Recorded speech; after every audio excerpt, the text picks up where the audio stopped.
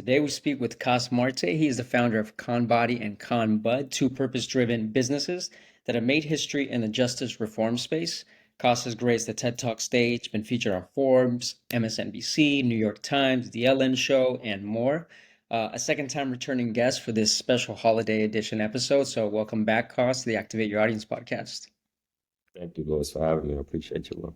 Yeah, man. So since it's, December, it's the end of the year, let's highlight the summary that 2023 has been for you and maybe some of the things that at a high level you aim to kind of maintain through 2024 and some of the changes that you want to look forward to in 2024 for you, for the business, for the world, for whatever.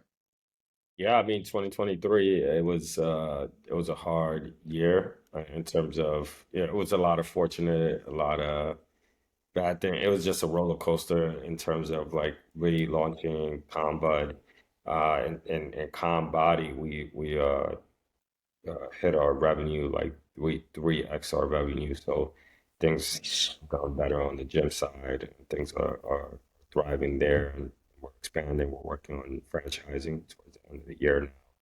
Uh, that's what we want to do is franchise ConBody across the country, and we have a huge impact re-entry and giving people an opportunity.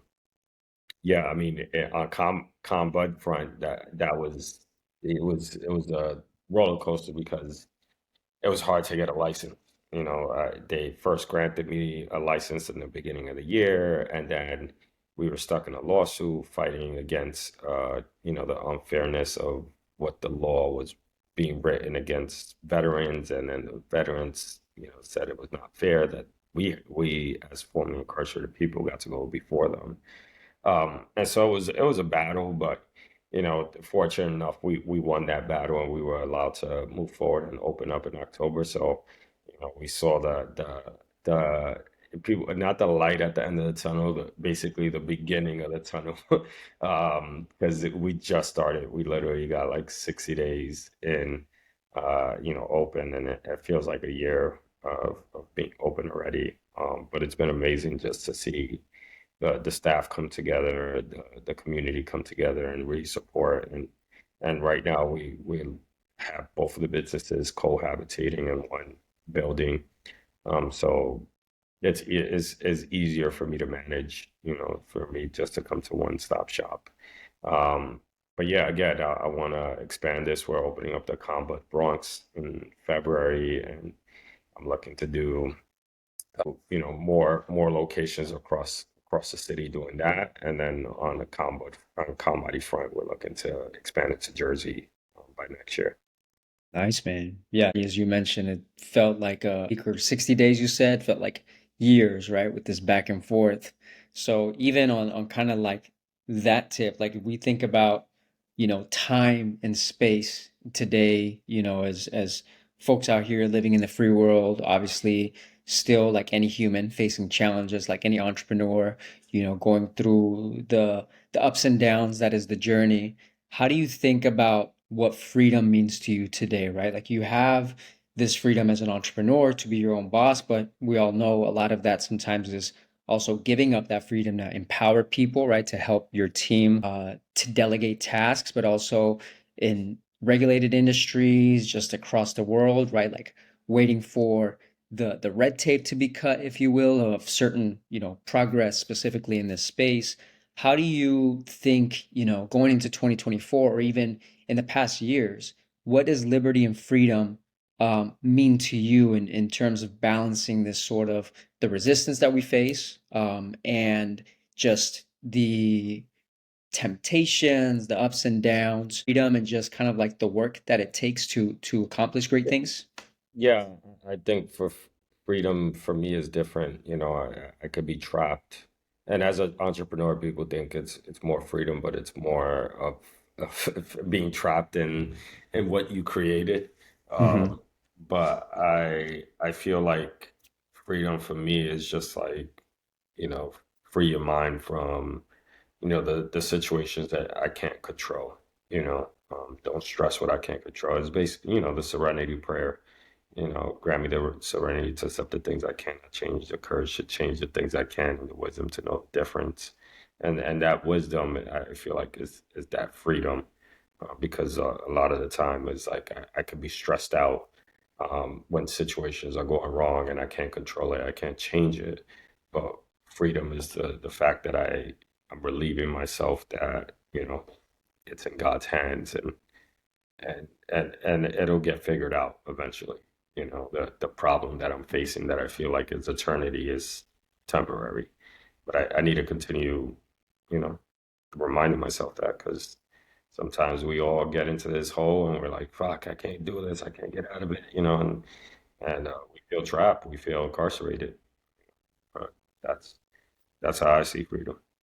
Yeah, man. It's a practice. It's one of those things that has to be ongoing, no matter what quote unquote level we're at in life, in business, in age.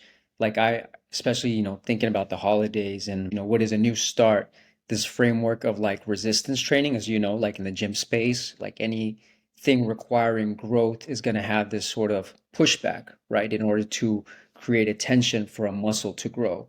And one of the things that has been just really anchoring in that sort of, repetition of accepting, letting go, and being able to actually engage in and create what is within your control and work within what is your control is just remembering that that resistance is there for a reason. And whether it's, people or situations or just time, we do find ourselves being sometimes entrapped in these sort of mental frameworks that are often like time constructed, right? Like we either, or is us giving up that sort of agency to things that we can't control. So I think remembering that we do have uh, a world that, as you mentioned, with faith, like we trust that things will work as they need to be while we also put in that work.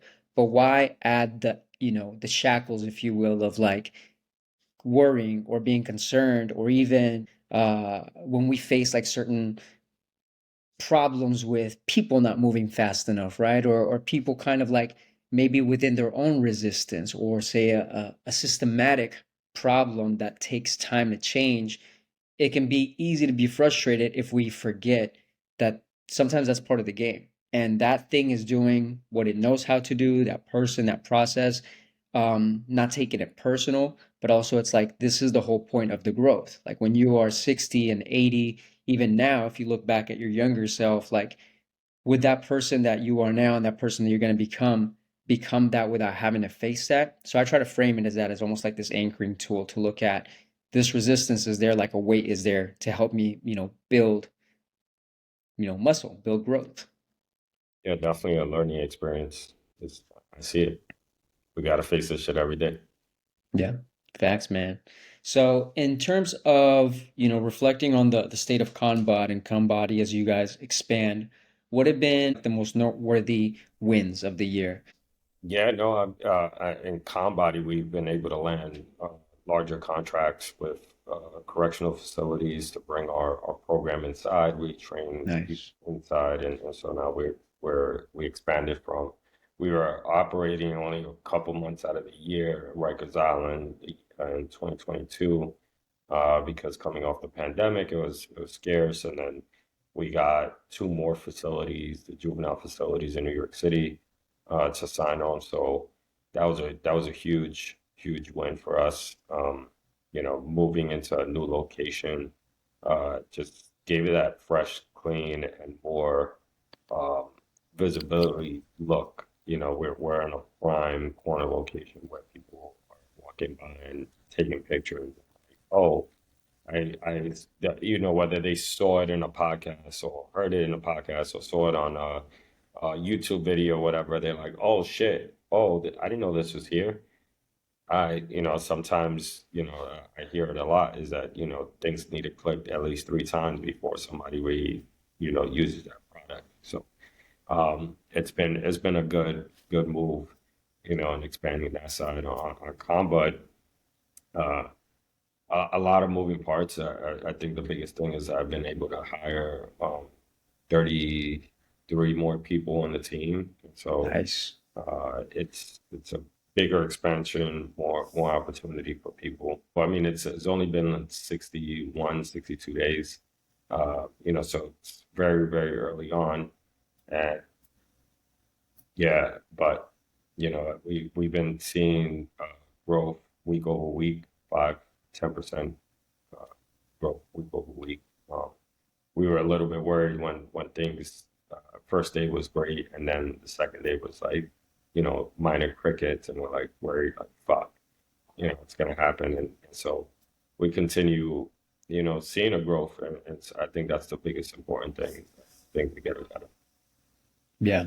Yeah, man. It sounds like these, whether it's the location or obviously the impact of introducing something like ConBody to folks in the juvenile system or just the general public, being in a place that can help you leverage not just the visibility, but the impact of it is something that happens over time. And so whether it's, the first day or the 60th day or the 60th month, there is this sort of ideas I've thought about this year of like expanding the time horizon of things, right? And there is a real, monthly overhead that exists. There is time, to meet certain kind of sales goals, but it's like if we can increase that sort of percentage of okay, first day to second day, if it was great or not.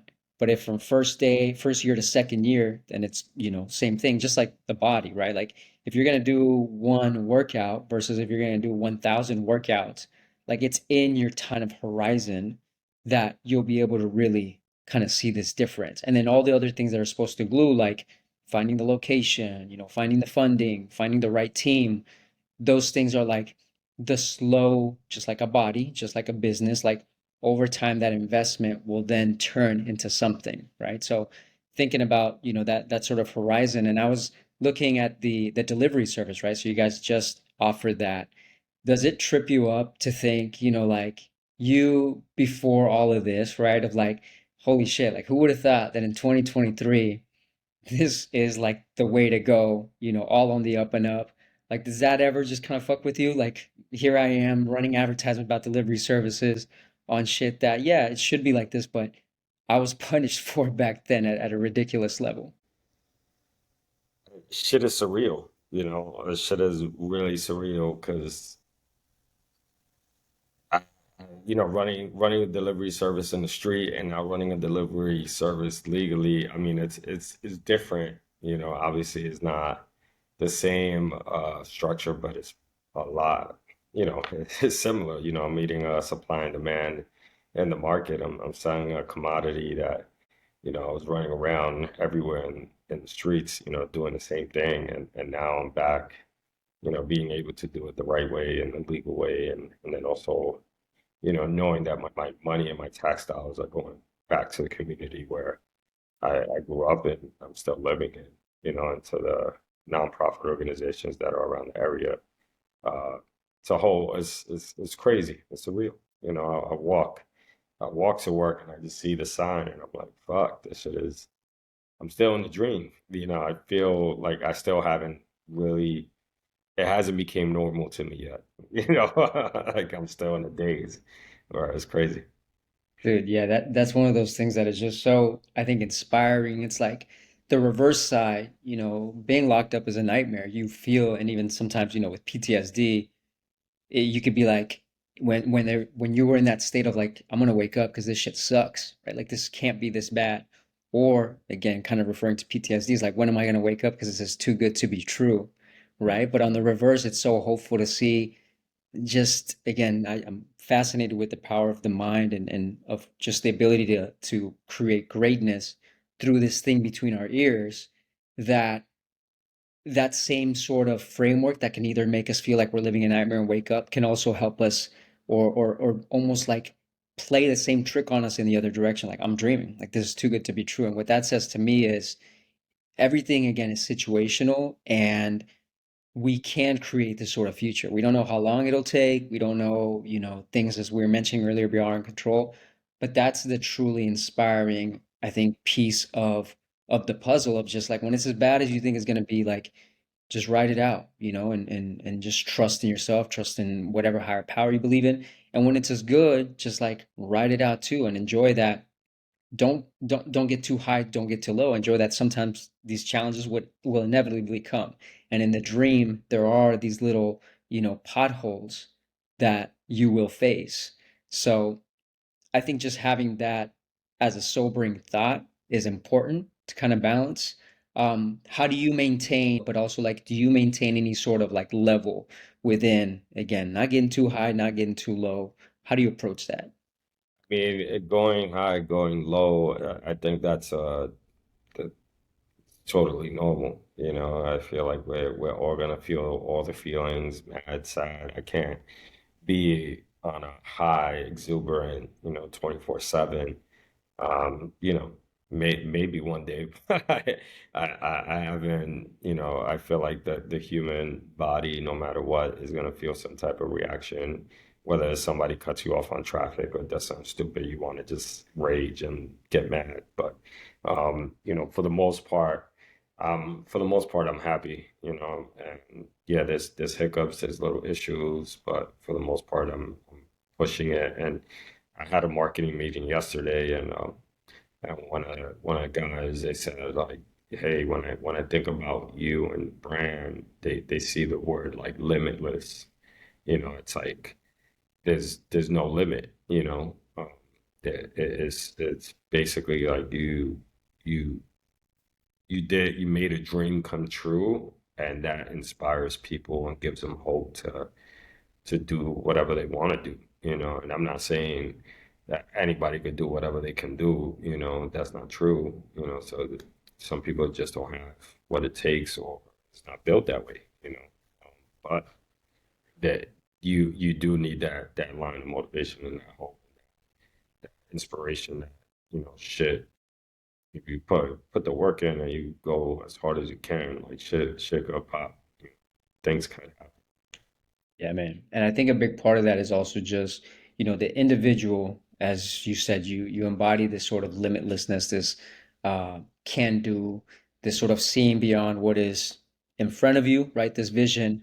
And a lot of times that can be inspired, the great city of New York that you live in, like that's the energy there, I feel like all the time. You have somebody like Hove and just folks in the neighborhood at every level in the city that have really painted that, you know, picture of rags to riches or something out of nothing. But how do you kind of balance both the internal self motivation and vision? And is there a part that also aligns to other people, right? Whether it's family or, some of these greats or mentors, how important do you think it is to have people who expand your vision? Or is it more of a internal thing for you?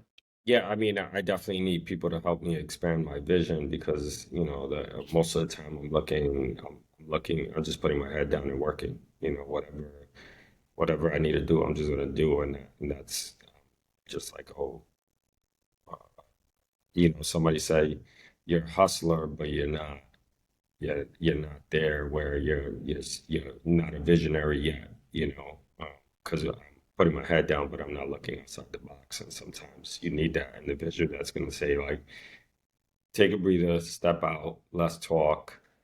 This is what I have in mind. Let's figure this out. This is how you expand. And there's a lot of people that already gone through the stuff that I had to go through. And so to listen to them or get feedback from them, I mean, I think is crucial. Is the way we learn, because I don't have all the answers, but ChatGPT might. ChatGPT might, man. That might be the ultimate Yeah, freaking assistant slash person. Can't wait till they make that robot. yeah, Man, that's so true. And I think even with, one of my goals for 2024 is that it's just be more intentional about being around folks, like you that embody this greatness to at least, not just get feedback and also see it, but recognize the possibilities because we are one human, right? As great as that is, or as small as that is. I think it's both, right? We are grand and we're also small in the grand comparison of things. But having two minds, the whole idea of the mastermind, expands your capability. And so that's been one of the goals of like just being around folks that expand my vision of what's possible, also just mentors and guides and hopes that and folks that I can also hopefully return that to. But I think about, this idea of like six working geniuses, right? This form of like these six areas that within a business we ideally want to have all of them. And I feel like you would have this tenacity, right? They call it like the genius of just like you said, the hustler. Once shit gets started, you're gonna see that through. and then this sort of galvanizing, right? Even obviously since you're a coach, right? You started in the fitness space as a coach, you can galvanize and inspire and activate people. And they say we have two geniuses. The other are your enabler, who's kind of like the person that you can give the task to and they'll get it done. The wanderer, which I kind of relate to, the person that just thinks the why, the strategist, right? And then the inventor, right? The person that comes up with the new ideas, the innovator, the one that's just kind of like the creative. In thinking about that, do you think you could benefit from having this sort of structure, or do you think maybe in hindsight you've built that sort of structure of within the bodies of your family, of the businesses, that there are certain kind of roles that, begin the task or the project or the business, make it run, and then kind of see it through either on a day to day or like on the lifetime of, say, quarter to quarter, year to year, if that makes sense? Uh, It definitely makes sense, and I think I just try. I love what I do, and I'm like, just keep doing it, And sometimes sometimes I need somebody to remind me, like, hey, you need to divide and be that wanderer, and think and not just do, because I react right away when I see something like, you Get know, it done. boom, it's like fight or flight. Most of the time I'm gonna fight, and react to the problem and head on. No, I mean, I think it's a concept where we intuitively, I'm still trying to wrap my head around it, but I'm thinking if we can be more intentional around building that, there may be something there, or maybe it's just one of those things that over time it works itself out. Because, if we've always seen everything as a nail, right? Like if we're always reactive or if we're always just wondering, all those things serve a purpose. And if they worked in the past, I think it's important as entrepreneurs, and especially folks who are leading missions, to just, be as intentional, maybe for certain personalities, maybe in certain situations, about just formulating that sort of structure, right? Because we all know the days of where, we're wearing 1,000 hats and yeah, we're getting shit done. But at the end of the day, we have 24 hours and we're one human being. And there's a whole market out there that we need to serve, and we have our families and we have our responsibilities. So, kind of parlaying it into our next and final question, like, in thinking about energy, right? Energy management. Is there a way that how would you see in 2024 in an ideal world, or maybe how have you managed, across like your health, your physical body, your mental cognition, your spiritual sense, with relation to source or whatever you believe in, and within like your intellectual, right? Like your ability to just be on, like back to the muscle training, if we overstrain any of those, or if we let any of those lag, like we can atrophy. And this idea around energy and full engagement, again, that kind of, I think, parlays into this six working genius model, is managing that sort of way that we expand and recover energy. What are some thoughts on, 2024, or how you see your energy, right? How do you manage preventing burnout? Or how do you manage the right rest or the right push through? Yeah, no, I one thing I do is like, uh, I definitely divide time with family, and I'm not really on my phone after 9 o'clock. Uh, I sleep 8 hours a day. Sometimes I wake up with 500 text messages, and I'm like, all right, I'll get to it when I get to it, and I try to get to it, but I'm not stressing like whatever it is, because we only have that 24 hours. So, basically I'm going hard for 15, 16 hours, and then 8 hours I'm taking that break, and then I'm spending time with my family during that time. Um, and just enjoying it, and taking in that energy especially with the baby. It's a whole, it's a whole beast, with the baby just growing up and seeing her, mold into the person that, you know, my wife and I are, because she's learning everything from us, So yeah, and then for 2024, I look to doing the same thing. I know it's gonna even be crazier with the like movie coming out. I mean, the docu-series coming out and all that stuff, but I'm ready for it, and I'm not gonna, kill my own personal self. Because if I stress and kill myself, then nothing look forward to. So I definitely keep that balance. That's how I operate. That makes sense, man. Yeah, I think it sounds like you do have the structure that is necessary to prioritize, right? Like the family, the health, the things that you need at a fundamental level. So, Yeah. grateful for you, man, to chat as always. And where can people learn more about what you got going on, or is there anything you want to shout out to plug in? Yeah, I mean, if you want to get your body right, ConBody. If you want to get your mind right, ConBud. So, you could straight look us up on Instagram, ConBody and ConBud. And my personal is Coss Marte. So that's it. Sure. And be on the lookout for that documentary. Sundance just got announced this week. Yeah, January right around the corner. So excited for that. yeah, Excited for everything, man. And thanks again. And you've been motivation. Continue to be that. And your friendship is invaluable. So thanks for jumping on, brother. Chat yeah. soon. Thank you, bro.